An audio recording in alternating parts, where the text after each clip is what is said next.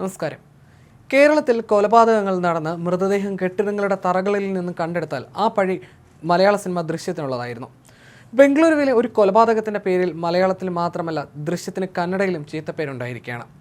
50-കാരിയുടെ കൊലപാതകത്തിലാണ് കന്നഡ ചിത്രം ദൃശ്യ കണ്ട് താൻ തെളിവുകൾ എങ്ങനെ നശിപ്പിക്കാമെന്ന് മനസ്സിലാക്കിയതെന്ന് പ്രതി പോലീസിനോട് വെളിപ്പെടുത്തി. ദൃശ്യത്തിൻ്റെ കന്നഡ പതിപ്പായ ദൃശ്യ കണ്ടാണ് താൻ തെളിവ് നശിപ്പിച്ചതെന്നാണ് പ്രതിയുടെ വെളിപ്പെടുത്തൽ.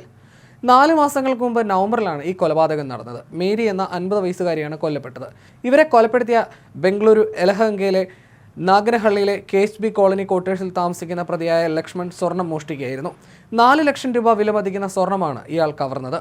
മേരിയെ കൊലപ്പെടുത്തിയ ശേഷം മൃതദേഹം മാലിന്യ കൂമ്പാരത്തിലേക്ക് വലിച്ചെറിഞ്ഞെന്നും അതിനൊപ്പം അവരുടെ മൊബൈൽ സിമ്മും ഉപേക്ഷിച്ചെന്നും ലക്ഷ്മൺ പോലീസിനോട് പറഞ്ഞു. മേരിയുടെ മൊബൈൽ ഫോൺ ഒരു ട്രക്കിലേക്ക് വലിച്ചെറിഞ്ഞെന്നും ഇത് 4 മാസത്തോളം പോലീസിന്റെ അന്വേഷണം വഴിതിരിച്ചുവിടാൻ ലക്ഷ്മണിനെ സഹായിച്ചുവെന്നും പോലീസും പറയുന്നു.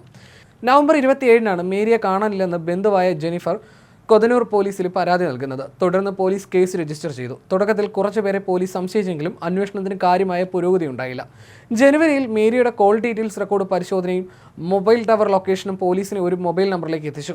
മേരി താമസിക്കുന്ന അതേ സ്ഥലത്തുള്ള ലക്ഷ്മൺ മേരിയെ കാണാതായ അതേ ദിവസം മുതൽ അപ്രത്യക്ഷമായതും പോലീസിൽ സംശയമുണ്ടാക്കി. തുടർന്ന് പോലീസ് ലക്ഷ്മണിന്റെ കോൾ ഡീറ്റെയിൽസും റെക്കോർഡും പരിശോധിച്ചു. 2 സ്ത്രീകളുമായി ലക്ഷ്മണിന് വിവാഹേതര ബന്ധമുണ്ടെന്ന് പോലീസ് കണ്ടെത്തി. ഗർഭിണിയായ ഭാര്യയെ ലക്ഷ്മണൻ അവരുടെ വീട്ടിലേക്ക് പറഞ്ഞയച്ചിരുന്നു. സാധാരണക്കാരനായി വേഷം മാറിയെത്തിയ പോലീസ് ലക്ഷ്മണിന്റെ 2 കാമുകിമാരെ കണ്ടെത്തുകയും മാർച്ച് 9-ന് അതിലൊരാളെ കാണാൻ ലക്ഷ്മൺ എത്തുകയും ചെയ്യുമെന്ന് മനസ്സിലാക്കി. തുടർന്ന് കാമുകിയെ കാണാനെത്തിയപ്പോൾ ലക്ഷ്മണിനെ പോലീസ് പിടികൂടി. മേരിയെ കൊലപ്പെടുത്തിയ കുറ്റവും ഇയാൾ ഏറ്റുപറഞ്ഞു. ഹൊസൂർ ബന്ധയിലെ മാലിന്യ കൂമ്പാരത്തിലാണ് മേരിയുടെ മൃതദേഹം ഉപേക്ഷിച്ചതെന്നും പോലീസിനോട് തുറന്ന് സമ്മതിച്ചു. കഴിഞ്ഞ തിങ്കളാഴ്ച അതേ സ്ഥലത്ത് നിന്ന് മൃതദേഹത്തിന്റെ അസ്ഥികൾ കണ്ടെത്തി.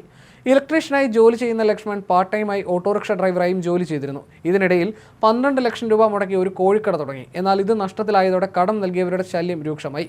മേരിയുടെ കയ്യിലെ സ്വർണ്ണാഭരണങ്ങളെക്കുറിച്ച് ലക്ഷ്മണിന് നേരത്തെ തന്നെ അറിയാമായിരുന്നു. മേരിയുടെ വീട്ടിൽ നേരത്തെ ഇലക്ട്രിക്കൽ ജോലിക്കായി ഇയാൾ എത്തിയിരുന്നു.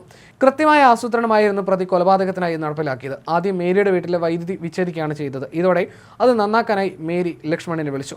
വീട്ടിലെത്തിയ ലക്ഷ്മൺ കഴുത്തിൽ ഷാള് കുരുക്കി മേരിയെ കൊലപ്പെടുത്തുകയായിരുന്നു. തുടർന്ന് കുറച്ച് മാലിന്യം കളയാറുണ്ടെന്ന് പറഞ്ഞ് ഓട്ടോറിക്ഷ ഡ്രൈവറായ ബന്ധുവിനെ വിളിച്ചു വരുത്തി. ചാക്കിൽ കെട്ടിയ മേരിയുടെ മൃതദേഹം ഓട്ടോറിക്ഷയിൽ കൊണ്ടുപോയി മാലിന്യ കൂമ്പാരത്തിൽ ഉപേക്ഷിച്ചു. ചാക്കിലുള്ളത് മൃതദേഹമാണെന്നുള്ള കാര്യം ഡ്രൈവറും അറിഞ്ഞിരുന്നില്ല. ലക്ഷ്മൺ കവർന്ന മേരിയുടെ സ്വർണ്ണാഭരണങ്ങൾ വീണ്ടെടുക്കാൻ പോലീസിന് ഇതുവരെ സാധിച്ചിട്ടില്ല. ലക്ഷ്മണിന്റെ കാമുകിമാരിൽ ഒരാൾ 60,000 രൂപയുടെ വായ്പ അടച്ച് സ്കൂട്ടർ സ്വന്തമാക്കിയതായി പോലീസ് കണ്ടെത്തിയിട്ടുണ്ട്. ഇതിനുള്ള പണം ലക്ഷ്മൺ നൽകിയതാണോ എന്നാണ് പോലീസ് ഇപ്പോൾ അന്വേഷിച്ചു വരുന്നത്.